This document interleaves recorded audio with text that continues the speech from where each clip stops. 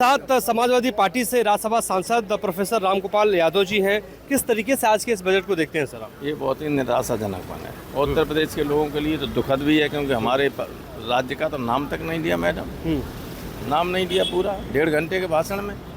पूरे agriculture sector की अनदेखी की गई।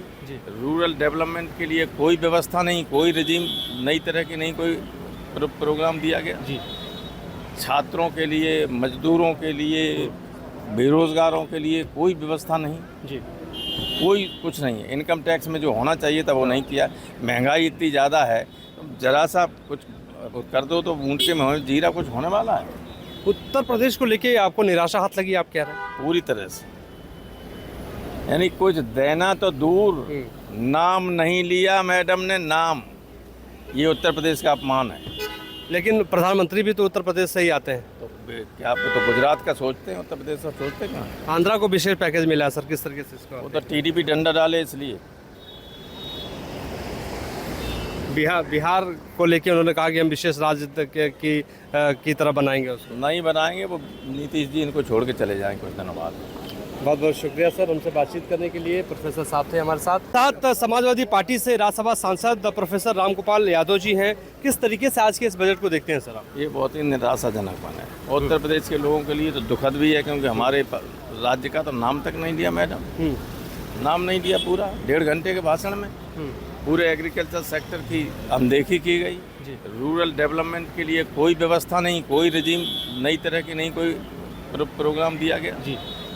छात्रों के लिए, मजदूरों के लिए, बेरोजगारों के लिए कोई व्यवस्था नहीं, कोई कुछ नहीं है। इनकम टैक्स में जो होना चाहिए था वो नहीं किया। महंगाई इतनी ज़्यादा है, तो ज़रा सा कुछ कर दो तो ऊँट के मुँह में जीरा कुछ होने वाला है। उत्तर प्रदेश को लेके आपको निराशा हाथ लगी, आप कह रहे हैं? पूरी तरह से, यानी कुछ देना तो दूर, नाम नहीं लिया मैडम ने, नाम। ये उत्तर प्रदेश का अपमान है। लेकिन प्रधानमंत्री भी तो उत्तर प्रदेश से ही आते हैं। तो क्या आप तो गुजरात का सोचते हैं, उत्तर प्रदेश का सोचते हैं? आंध्रा को विशेष पैकेज मिला है सर, किस तरीके से इसको? वो तो टीडीपी डंडा डाले इसलिए।